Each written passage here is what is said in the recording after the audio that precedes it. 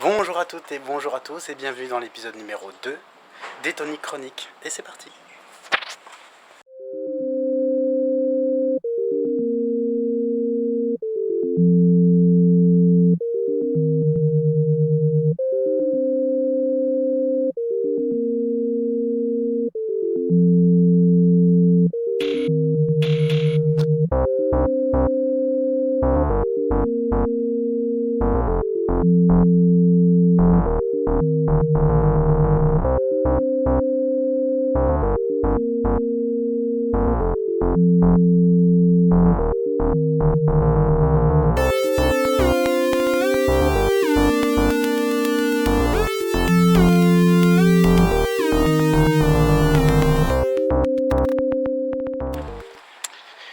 Et voilà, donc aujourd'hui pour l'épisode 2, je vais vous revenir un petit peu sur ce qui s'est passé durant ma course de ce matin. Ouais, donc déjà c'est bien, j'arrive à tenir la promesse que je me suis faite à moi-même, c'est-à-dire courir tous les jours. Déjà 3 jours d'affilée, c'est pas énorme, c'est mieux que rien. Et donc, quelles sont les petites anecdotes croustillantes de la journée? Eh ben, on va commencer par la première, qui a donné le titre à cette vidéo. Que je vous explique, hein, comme j'expliquais hier dans la vidéo, je fais une petite boucle de 3,5 km en courant le matin, le long de cette rivière donc. Et donc, à l'endroit le plus éloigné du point de départ, donc là où je reviens sur mes pas si vous voulez, j'ai rencontré un pêcheur. Première fois que je vois un pêcheur, dis donc, je dis c'est étonnant. Donc je me suis dit tiens, allez, on va lui parler. Je sais dire pêcher. Je sais pas comment dire bonne pêche, mais bon allez hop, on y va, on réfléchit pas, l'important c'est d'être spontané. Bon et ben comment dire, je suis un peu mal tombé parce que je suis tombé sur le seul pêcheur. Bon déjà oui, le seul pêcheur, mais en plus il fallait qu'il soit muet. Bon bah alors je le sais parce qu'il avait un écriteau qui spécifiait qu'il était muet. Et il m'a dit regarde, je peux pas te répondre. Enfin il me l'a pas dit. Il me l'a montré, il m'a montré qu'il pouvait pas me parler. Bon bah tant pis. J'aurais essayé. Ah attendez, là faut que je comprenne la configuration. C'est un petit peu tricky.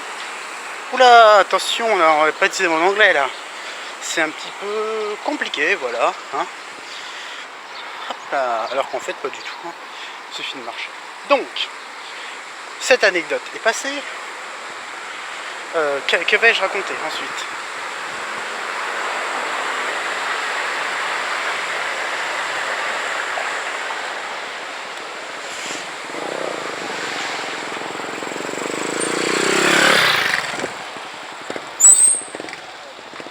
Donc là j'ai décidé de vous montrer un petit peu par où je cours.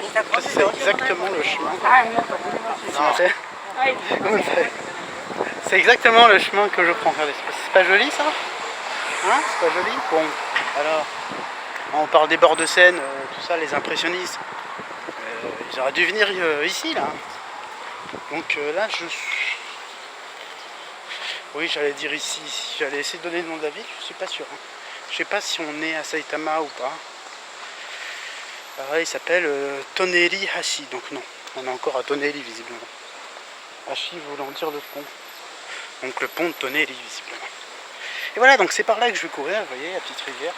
Je suis, donc bon, évidemment c'est un petit peu embêtant à chaque fois d'être coupé par des passages piétons, tout ça. C'est pas ce qui est le plus évident, mais c'est toujours sympa. Merci. Non mais tout ça pour dire que moi pendant longtemps j'ai regardé des vidéos sur YouTube, tout ça, je m'amusais à regarder le Japon sur Google Maps, c'était vraiment, je passais beaucoup de temps, alors qu'en fait, venir c'est autre chose quoi. Alors je vous encourage, pour toutes celles et ceux qui voudraient venir, écoutez, vous avez tout mon soutien pour que vous puissiez arriver à venir ici, à mettre de l'argent de côté, à trouver du temps. Plutôt de l'argent, je pense, qui pose problème. Ah, il y a des palmiers, c'est planté de palmiers, c'est vraiment sympa comme petit passage. Donc, je vais pas aller jusqu'au bout, hein, parce que alors là, on n'est pas rendu. Hein. Troisième chose. Ah non, pas du tout ça, hein, aucun rapport, c'est juste parce que je trouvais ça marrant de le filmer. Alors qu'est-ce qu'ils disent ce petit écriteau? Alors il dit donc le chien là, il dit Tanto motte itene. Bon, en clair, bah faut que tu le ramasses quoi. Et lui il fait oh, ok. Voilà, donc même ici les chiens sont bien élevés, vous avez vu ça un peu? Et en dessous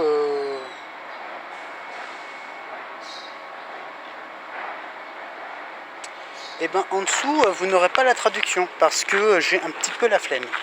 Non, c'est parce que je pense que j'ai pas envie de dire de bêtises et donc je vais épargner je vous épargnerai d'une mauvaise traduction. Ça aussi c'est très sympa, on dirait un peu d'une plante grasse.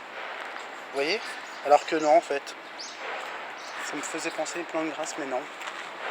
Et alors ça sent très très bon. Par contre c'est un petit peu bruyant parce que il me semble qu'il y a une usine de recyclage là, sur la droite. Alors que là je viens de passer visiblement un établissement scolaire avec une volière. Non, ça doit pas être une volière mais c'est quand même quelque chose qui ressemble. Hein. Après, savoir à quoi ça sert. Mystère. Bon bah attendez, on va s'arrêter là hein, avec des petits... Alors je vois des personnes âgées, enfin âgées, oui bah disons c'est le terme, hein, elles sont plus âgées que moi. Donc on va dire des personnes plus âgées que moi, qui sont en train de jouer. Alors on dirait un terrain de baseball, je sais pas si vous voyez. Mais elles ne jouent pas au baseball. Alors au début je pensais qu'elles jouaient à la pétanque. Oh là là, excusez-moi pour l'accent, désolé. À la pétanque, et alors que non.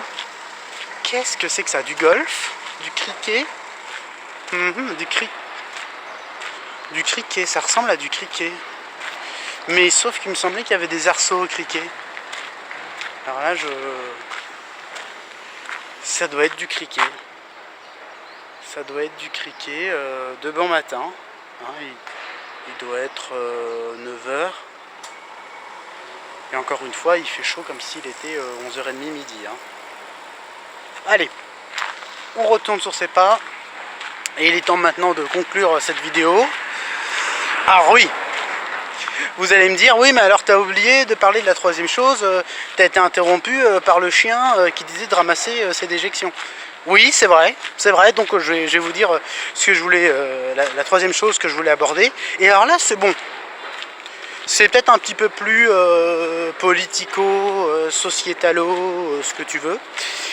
Alors j'ai remarqué quelque chose, quand j'étais plus jeune, alors je parle beaucoup de moi, bon de l'autre côté c'est moi qui fais la vidéo, donc, je parle de ce que je connais, moi en l'occurrence.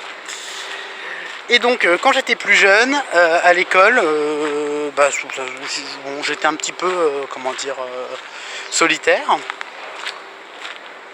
je ne vais pas trop rentrer dans les détails. Et en dehors mes activités scolaires, c'était quasiment uniquement, non c'était uniquement des activités, comment on pourrait dire, solitaires. C'est-à-dire pas de sport d'équipe ou de ce genre de choses-là. Et c'est un peu dommage, je l'ai beaucoup regretté par la suite. Et je me suis dit, là en passant devant le collège, donc aujourd'hui nous sommes samedi et le collège est ouvert. Nous sommes samedi et les étudiants viennent, alors, je pense que ça doit être majoritairement pour des activités extrascolaires et du sport, le sport pouvant rentrer dans les deux catégories. Dans le sport et les catégories et la catégorie d'activités extrascolaires. Et donc je me suis dit ah ouais c'est vachement intéressant parce que ça, si on m'avait obligé, bah oui parce que quelque part quand on est plus jeune on ne sait pas forcément ce qui est bon pour soi. Alors ça c'est très facile à dire a posteriori, je vous l'accorde. Bon, mais en tout cas maintenant moi je me dis ouais j'aurais bien aimé que mon collège m'oblige à... Non j'aurais pas aimé, mais maintenant je dis que j'aurais aimé, enfin non,